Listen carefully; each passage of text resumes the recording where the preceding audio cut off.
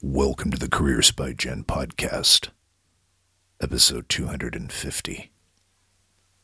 This time on the podcast, Jenn and her guest, Kim Fulcher, explore 5 scientific secrets of career success.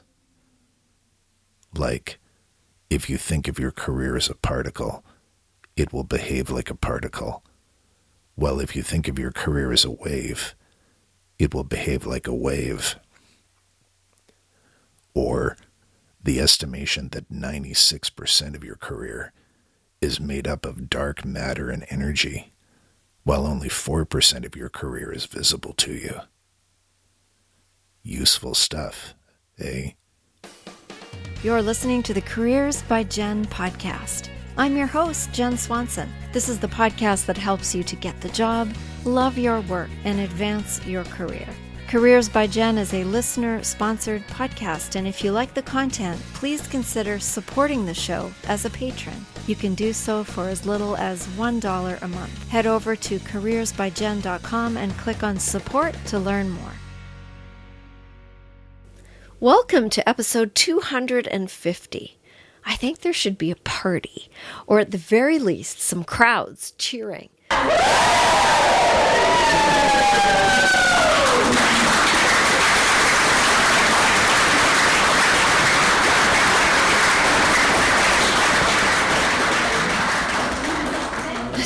This feels like a milestone that should be marked in some way. Don't you think? Don't you agree with me?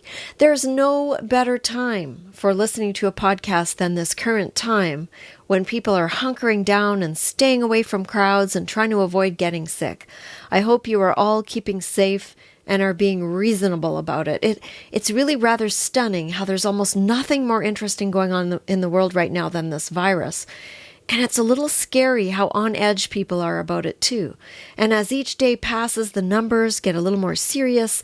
And because the end of this is not anywhere near in sight yet, it's hard to know whether to carry on as usual and downplay the hysteria or join in and take some kind of cautious, join into it or take some kind of cautious middle ground, which is what I think I'm doing. But it's a bit of a wait and see. And some of the things that I've wanted to go to, some of the conferences, one of the big conferences I wanted to go to is being canceled. People are not doing things that they normally would do. It's a bit of a wait and see. And while we're waiting, we're washing our hands a bazillion times and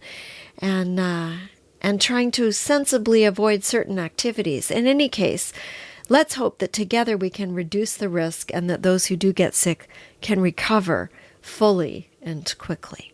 So all of that to say that listening to podcasts right now is a really good thing to be doing, especially if you're not doing all the other sorts of things that you usually do. So welcome.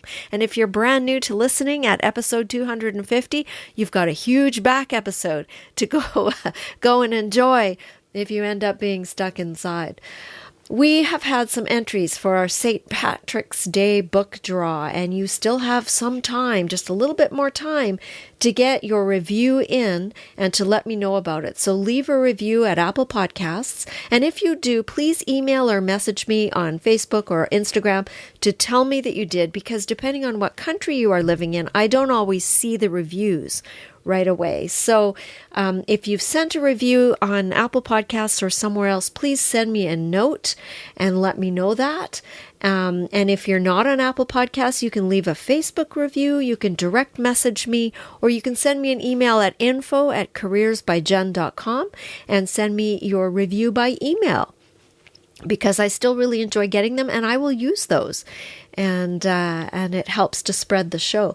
You will be then entered in a draw to receive a book package with a couple of great books from recent guests for your reading pleasure. And these are really great books. So I will be drawing the name of the person on March 17th, 2020.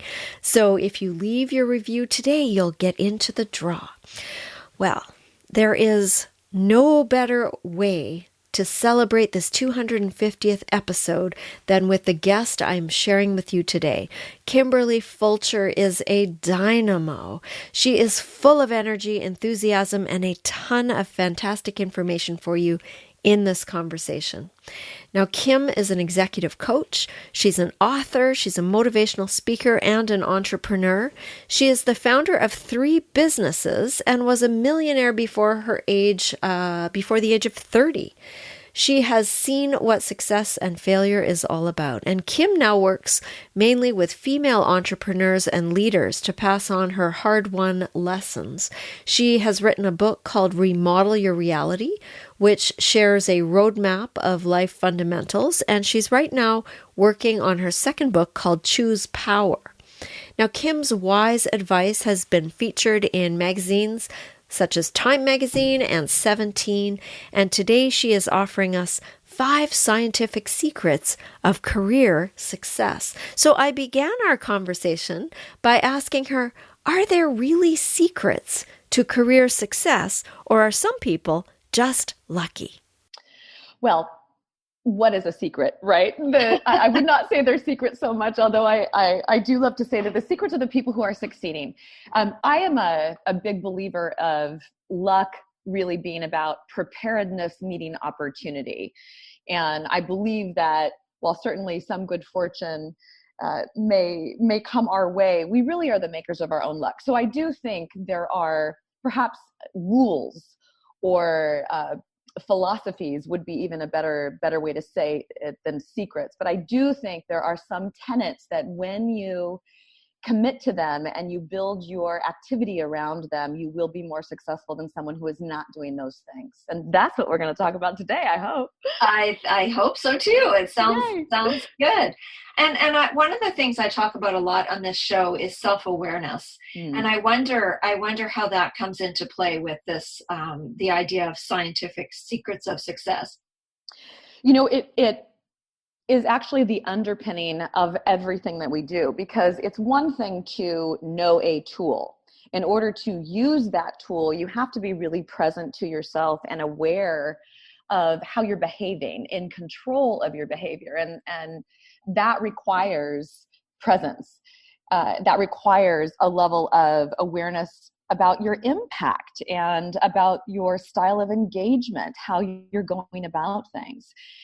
Today, you know, really all 5 of the tenets we're going to talk about have to do certainly with brain science, because all of the work I do really combines motivation and coaching along with really the facts of how your brain works, so that you can understand how to be pushing your own buttons versus having your buttons be pushed, which is unfortunately the way most people live. But everything that we're talking about today is brain science. And what I might do is tick off what the 5 secrets to career success are, and then maybe we can delve into them. Would that work out for you? That would be fantastic. Fabulous. Okay. So first I'll say each one of them, and then we'll start with my favorite soapbox, number 1. So self-care, we have been taught, is a selfish thing, but the first secret to success in your career is that self-care is actually the fundamental basis of performance. Self-care is not selfish, it is science. We're going to talk about the 4 non-negotiables of self-care, where if you do not do these things, your brain and body cannot even function. The second secret or rule is that action is not enough. It is not enough to take massive action. You must take smart action. And there is a way that you can do that very easily that I'll share with you today as well.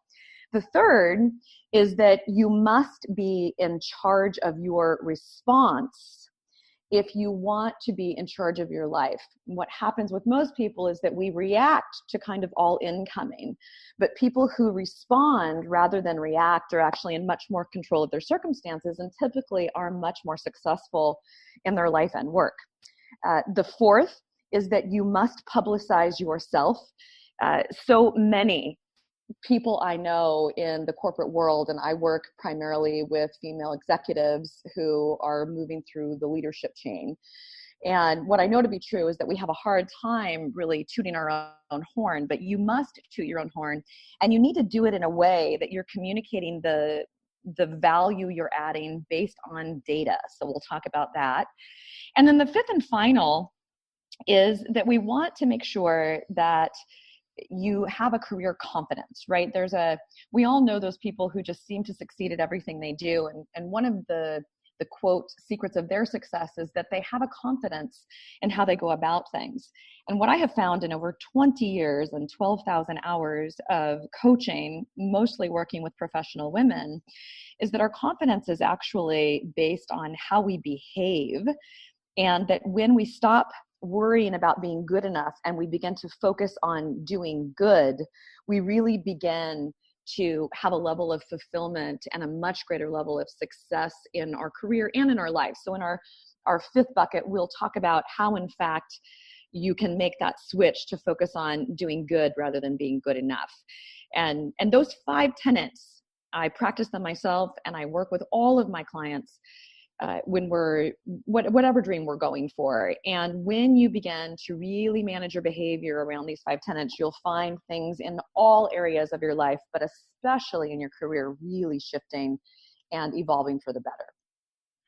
That sounds wonderful. Let's jump right in. Yay. Okay. So this first bucket is my personal soapbox, because I have never worked with a woman. I don't care how successful, how accomplished, how much of a celebrity she might appear to be in the outside world. All of us have this seed planted with us that self-care is selfish, and that putting time aside to take care of our basic needs that is something where we must not put ourselves before anyone else. But here's what I know to be true.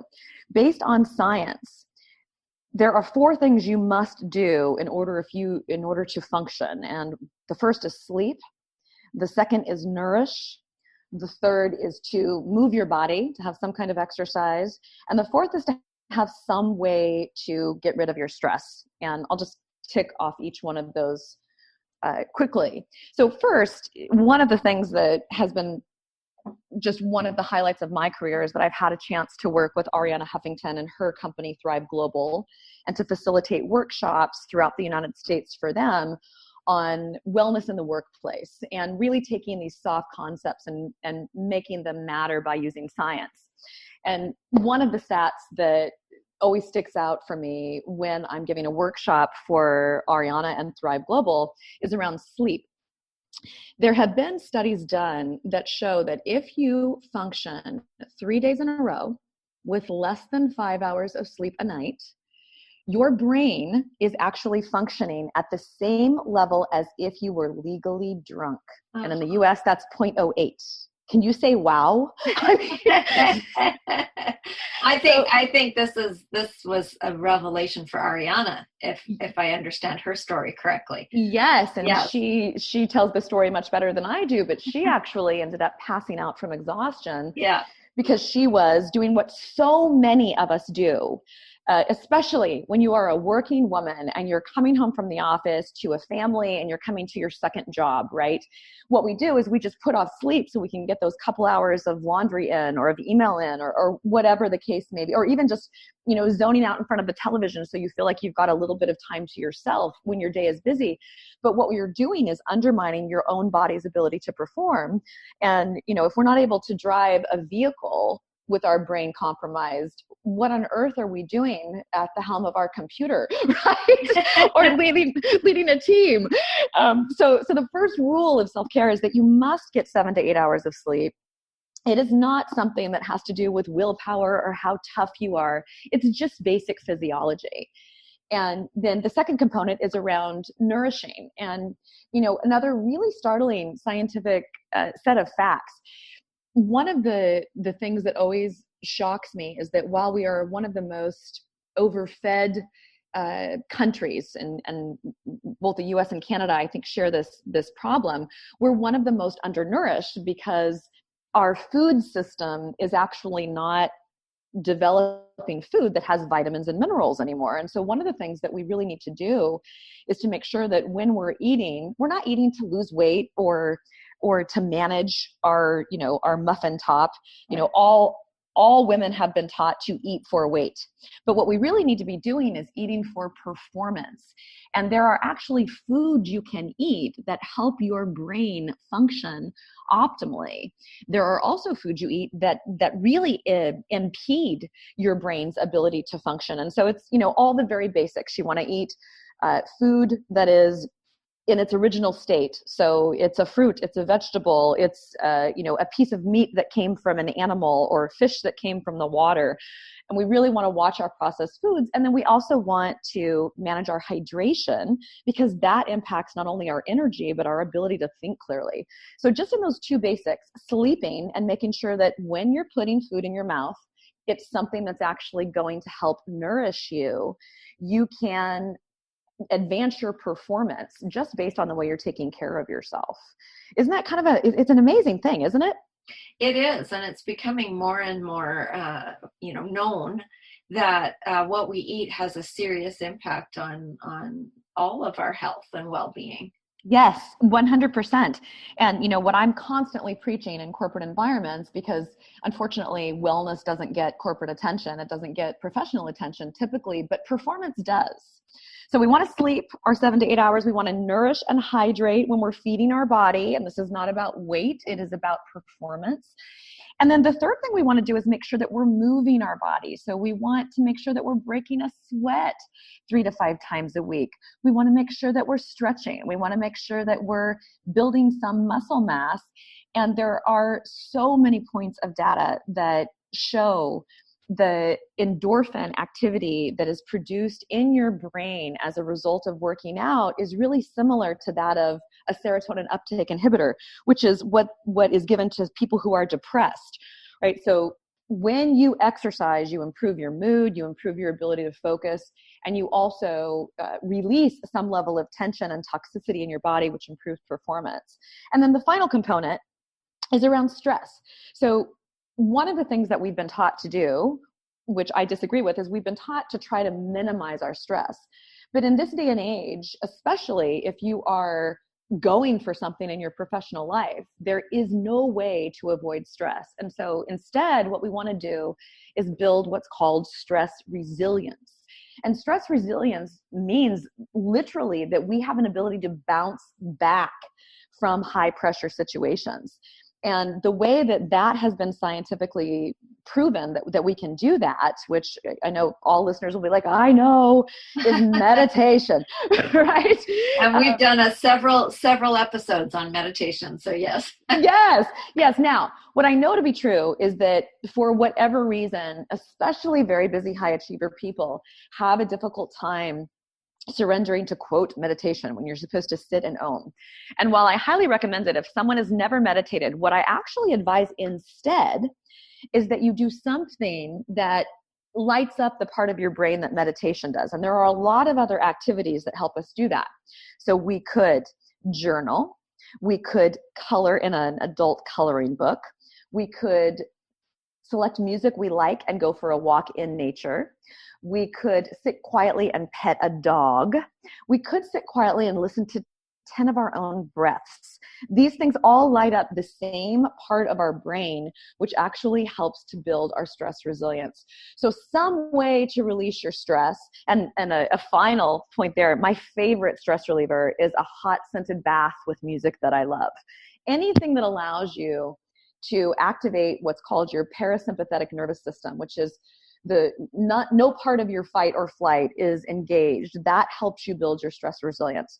So it's a long bucket, but it's our most fundamental and foundational, because honestly, Jenn, if our listeners do not attach themselves to this bucket, do not commit to taking care of their sleep and their nourishment and their movement and their release of stress, none of the other tips really matter, because your body is a physical instrument and you must treat it with a level of respect. It's, something as simple as how long do you think you're going to drive your car without gas or without ever getting it serviced? You have to take care of your machine. So that's our first tip.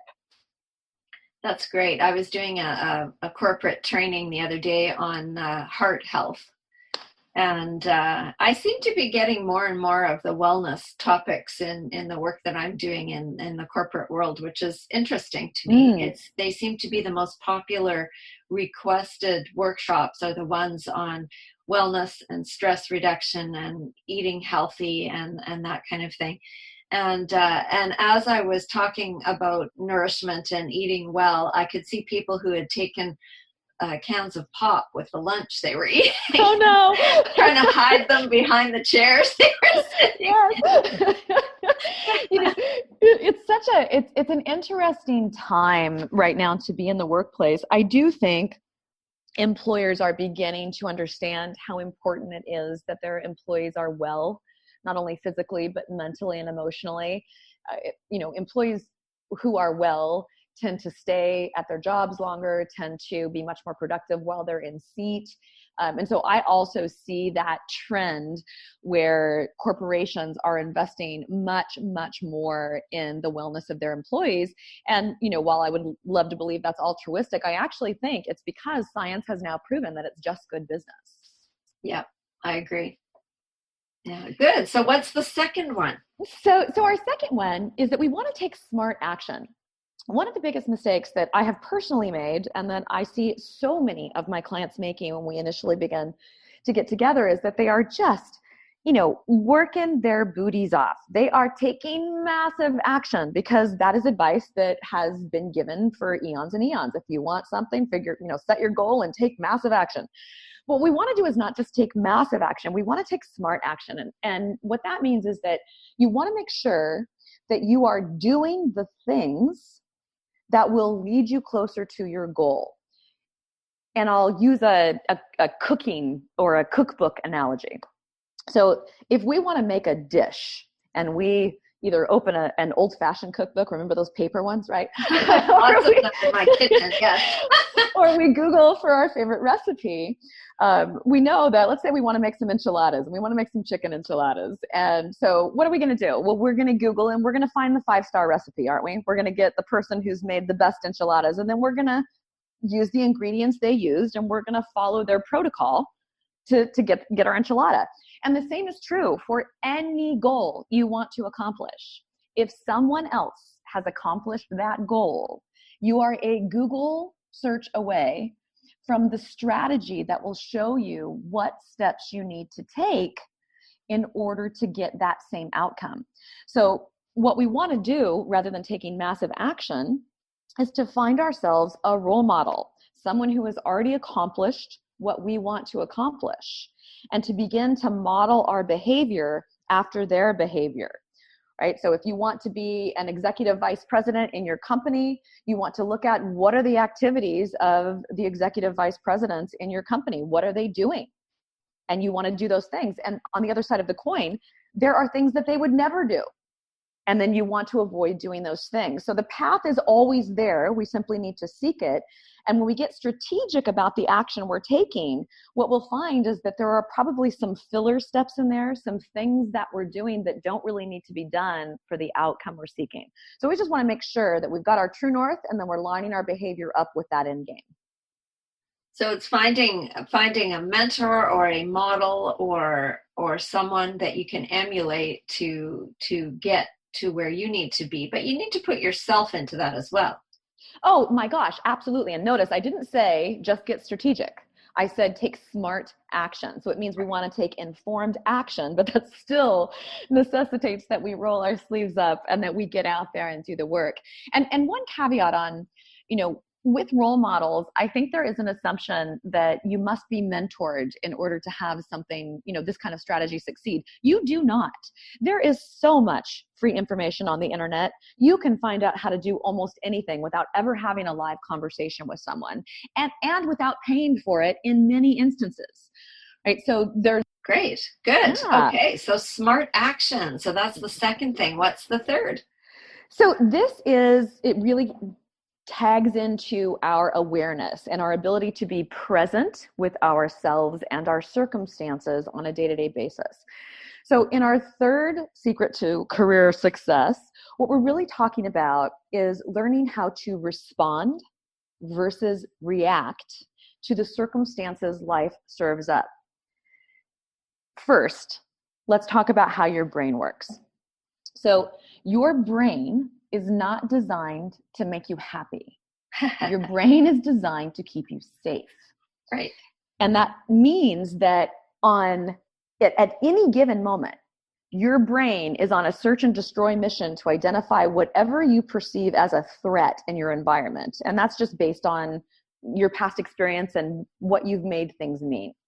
So at any given moment, there is 100% an opportunity for you to find something that feels threatening, because that is what your brain is looking for.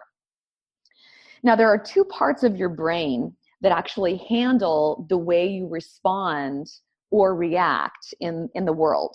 So we've got first let's say your brain's on search and destroy and you're kind of looking at your environment. The first place that information is going to be served up is to the primitive part of your brain, the reptilian brain, or the amygdala. And the amygdala is the place where your fight or flight is built in. This is for survival, right? When we're cavemen and we see the lion, we got to run.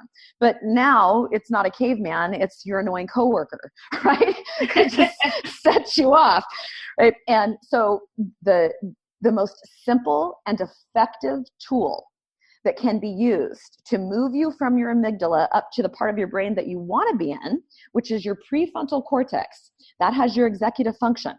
All you've got to do is drop into your belly and take one breath. And I actually have an exercise with my clients. We call it stop, drop, and breathe.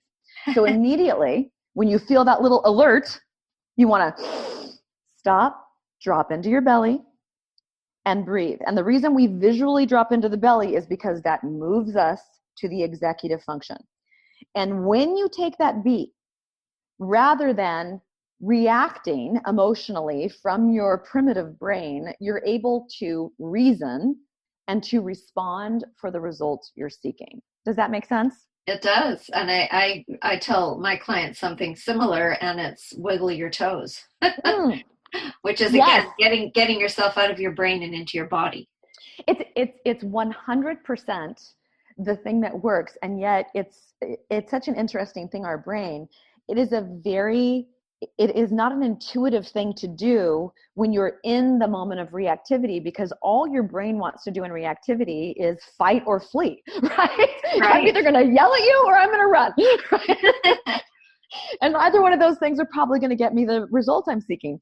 The other thing I always say here as well is that, I think complaining is one of the biggest addictions in our society. We notice what's wrong, and we're supposed to, right? Our brain is working to keep us safe. And then we just stay there. We marinate in how unfair it is. In, wow, that's, it's a funny thing when you say it out loud, right? Yeah. And we get a lot of attention by complaining about it. We get energy by feeling sorry for ourselves. But the problem is we get what we focus on. And so when we focus on the injustice and how terrible things are, we just kind of live in that yucky place. Whereas if instead you can decide what you want instead, you can move yourself forward. And I always say, replace your complaints with requests, because what that does is it makes you say, what do you want instead? So it's stop, drop, and breathe, get into your body. And then what is the outcome you're looking for here? Because you have full power to respond so that you can get that outcome. That's the hardest one, but it's one of the more effective tools that I teach. Yeah, it's good. It's good to do that shift of perspective, because it is easy to complain. It's a habit, and there are some people in our lives that's what they do most of the time, and it's complaining. Yes, and it's a maddening thing, isn't it? It's I always joke, Ariana has this thing where she talks about things she doesn't like. She calls it an allergy. I'm allergic to that, right? I'm allergic to complainers. I have a real hard time with people who refuse to get out of the woe is me. However, you can actually complain enough and feel sorry for yourself enough that you really begin to feel like a victim and to view circumstances like a victim. So it can be a very debilitating pattern. So we want to respond for what we want, and we do that with a stop, drop, and breathe so that we can respond from our executive function and not our little reptile brain. And sometimes I think it takes somebody else pointing out what you're doing to notice that you're doing it. Yes. Yeah. Or even, I did a little test on myself. I just finished my second book, and I actually have a chapter on this content. And I did a little test where I just put a hairband around my wrist. And every time I complained, I moved the band to the other wrist. And even having just written this chapter, I was 47 times in one day. I'm not kidding. It's shocking. It is. we connect with each other over what was wrong. How's your day? Oh, traffic was terrible. Oh, I have 100 email. It's a form of connection. So it's an insidious thing and really kind of humbling if you want to track your own complaints. That's a great idea. You might shock yourself. I'll have to get that book. Yes, I will send it to you. Yeah, 2021. That's great. So we've had self-care, we've had taking smart action, we've had respond versus react, and what's next? Yes. Okay, so we want to publicize yourself. So here is one major difference I see with my male clients and my female clients. Guys have no trouble tooting their own horn. As a general rule, have a very difficult time tooting their own horn, talking about what they have accomplished. There is this false belief that if I work really hard, someone is going to notice, but that is 100% not the case.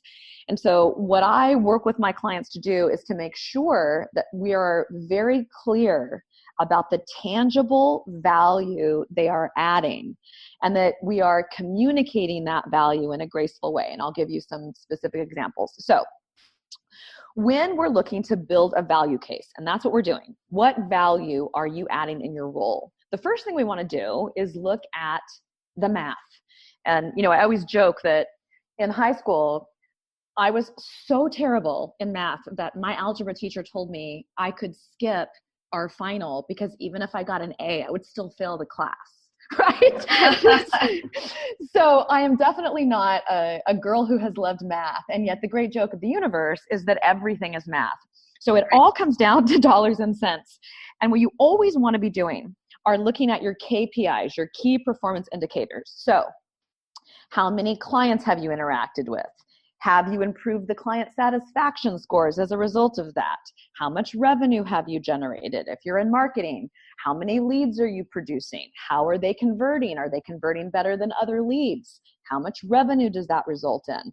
Whatever your role is, there is a very good chance it has something to do with value that is being created, hard, tangible value that can be measured in employee engagement and retention and acquisition, or in client engagement and acquisition and satisfaction.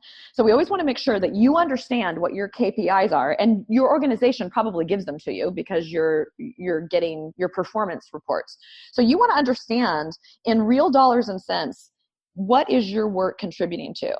You also want to understand, specific to any projects that you are riding shotgun on or that you are leading, what is the value of those projects? And you really want to make sure that you are communicating your value to the right people on a regular basis. And that can be something as simple as, in my last role as a chief marketing officer for an ed tech company, what we did was every week we measured our own KPIs. So we were looking at 10 different factors, and we were looking at our growth in the week and our growth in the year. And I just used to share that report with my boss once a week so that he knew what was going on. And then once a quarter, I would share that with our board. I was reporting to the CEO so that they knew what was going on.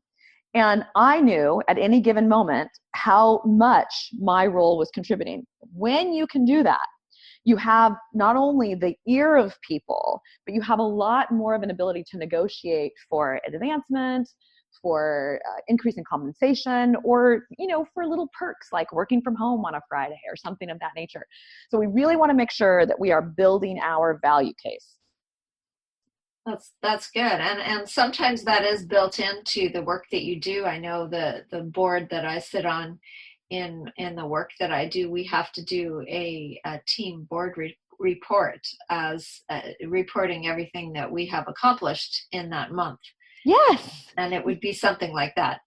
Exactly right. Exactly right. And, here's the other caveat. So the first part of it is just knowing it, getting your arms around it, making sure that you're conversant in why those numbers are even being tracked and why they matter. And then we also want to be making sure that we are communicating them to the right people. If you're reporting 10 levels down from the executive in charge of the department, you always want to make sure that you're in line with your boss. And you also want to make sure it's your responsibility for that executive 5, 6, 7, 10 levels up from you to hear from you occasionally on what you're doing and how excited you are about the success that you're achieving. Because the other assumption that I think everyone makes, which is not always true, is that your manager or your supervisor has your best interests at heart. I hope that is true. I want that to be true. And yet I have worked with enough people to understand that the only person that's going to make sure you're advancing is you. And you need to make sure that you're talking about the value you're creating to the right people. That is absolutely true. I've worked for people who managers, pardon me, I've worked for managers also who definitely did not have the best interests at heart of those that the manager was managing. And if you trust that and believe that and think that without knowing it for sure, then you're going to spin your wheels and not go very far. Yes, and you'll also become the good little worker bee, right? It's kind of like the guy that's stuck in the friend zone with the girl he's really into. Right? If you become the good little worker bee, you're the person that that exec or your immediate supervisor can throw something to, and you're going to get it done. And then they're presenting that work as if it is theirs, which happens quite a lot.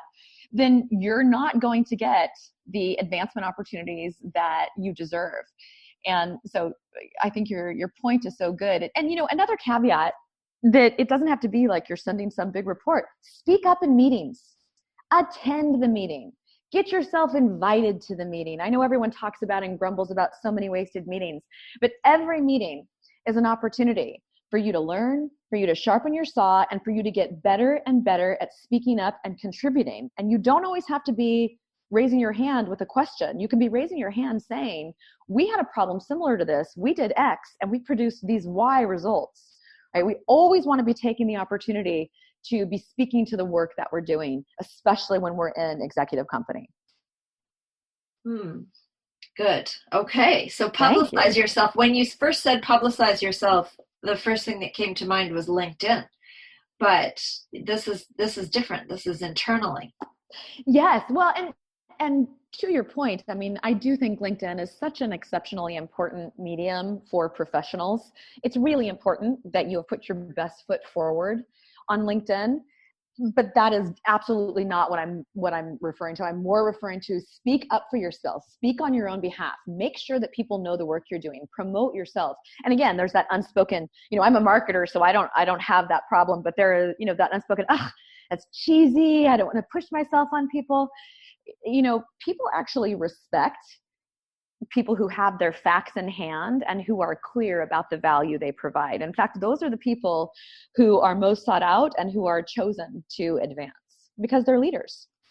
And I wonder if there is a cultural difference, because I know that that sometimes in different cultures it feels it doesn't feel right to promote yourself or to speak up, and other cultures seem more comfortable with that.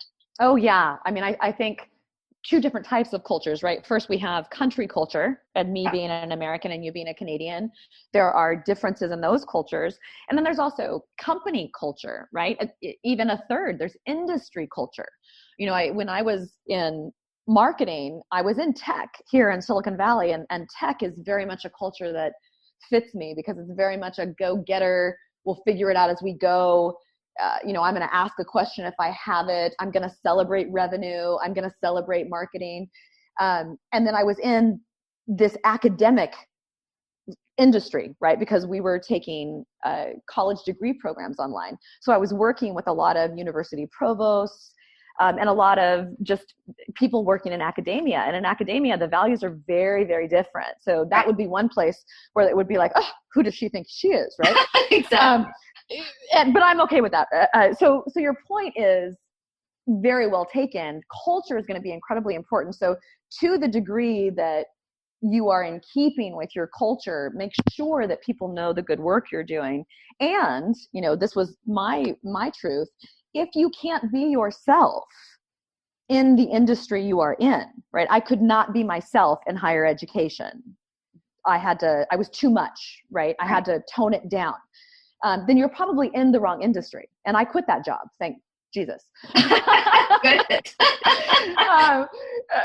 So you also want to make sure that, I have a whole chapter in my next book on making sure that you're in the right cultural fit. There's a philosophy, a scientific philosophy in gardening, and it's really just called right plant, right place. And what it means is that you have to plant the plant in circumstances that suit the plant in order for the plant to bloom. If you plant the plant in circumstances that are not right for it, you can't put a palm tree in the snow, right? Right. It will die. But you don't blame the plant for dying. It's the circumstance, right? But we do totally the opposite with people, and we're asking people to conform to environments that don't suit them. One of the most important things you can do for your career fulfillment is make sure that you're in a right cultural fit. Right. Good. Okay. And so that brings us to the fifth thing. Yes. So this is a magic trick. If we have one secret, this is an amazing secret. Every person I have ever worked with, I'm talking 20 years, 12,000 hours, founders, celebrities, no matter how successful someone is, there is this little doubting voice inside every single one of us that goes something like this. Am I good enough? Are they going to find out I don't know? Oh my gosh, how did I get here? Oh my gosh, I'm an imposter, right? There's actually something called the imposter syndrome in psychology, right? So everybody has some degree of this. And what I find is that the more we think about ourselves, which is what we do when we are lacking confidence, right? We're very focused on ourselves, very worried about what someone just thought of us in our interaction, or maybe you walk by someone in the hall and they don't smile at you, and then you spend the next 20 minutes going, oh my gosh, what happened? Maybe they don't like me, right? The more you think about yourself, the less confident you will feel at work. The trick is to change your focus. And what we want to do is shift from being good enough to focus on doing good. Because here's what happens. When we begin to focus in every situation, and the question I have my clients ask themselves is, what value can I add? Right? When you enter any situation and your focus is on what value can I add versus are they going to find out I shouldn't even be in this meeting, you engage with the meeting in an entirely different way. And there's a different part of your brain that is activated. And what we know is that when you check that box where you feel as if you are contributing, where you are having impact, where you are making a difference, you have the opportunity to be fulfilled, even if all your goals have not come true. And so what this allows us to do is to feel more confident, because what we're doing is, our brain focuses on what we instruct it to focus on. So you're directing your brain to focus on contributing versus directing your brain to serve up all the ways that they're going to find out you're an imposter, right? It's a totally different experience. So focus on adding value instead of trying to prove how valuable you are. And I am telling you, it is career turnaround city with that one simple shift. What value can I add? What value can I add? And I have a rule that any situation I walk into, my personal commitment is that the situation is slightly improved, right? Even if I've just made someone recognize a strength of theirs, or I made people laugh, or you'll find on my social media feeds, I have quite irreverent humor. But I'm always looking for, how can I make this situation better or make a contribution? And it makes the day so much more fun. I actually even play a little game with myself where it's like how much magic can I spread around today? And I look to do that in every single interaction.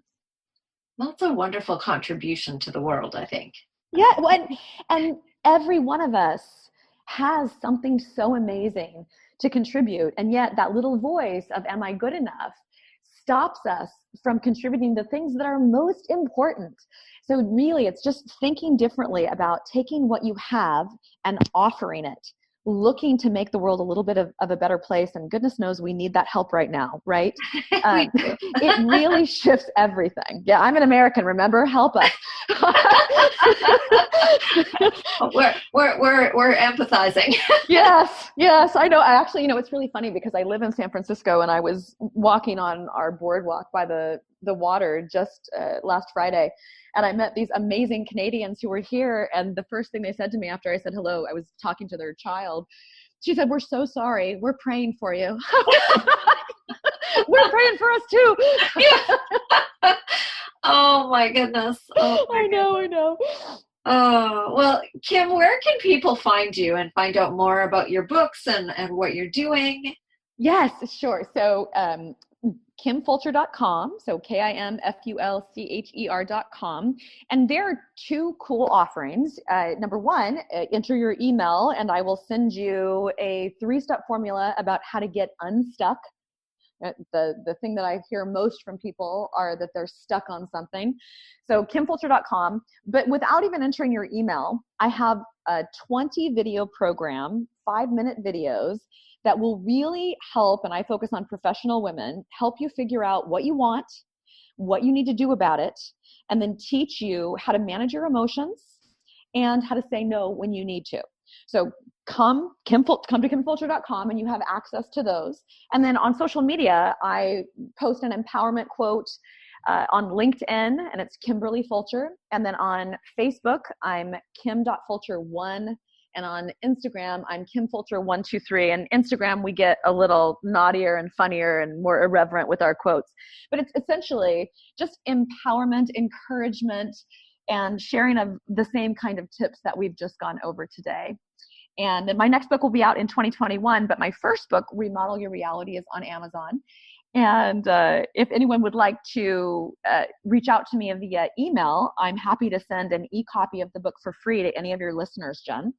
I'm Kim@KimberlyFulcher.com. So you can buy a hard copy on Amazon, or you can pop me an email for an ebook, and I'm thrilled to send you one because you're a Jenn listener. Yay! Wonderful. Yeah. Thank you. You got it. I'll be doing that myself because I think you read that.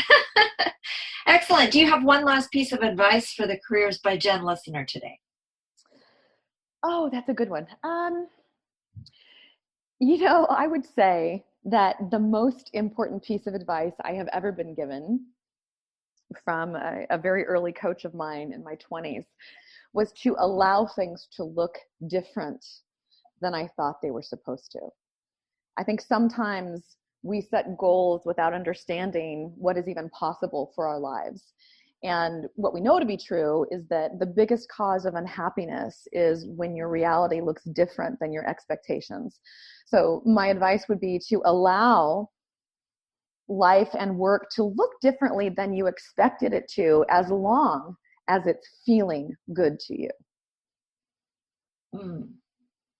That's good. I like that. Thank you. Allow things to look differently than you thought they were supposed to look. Because when we fight reality, we're fighting a losing battle, aren't we?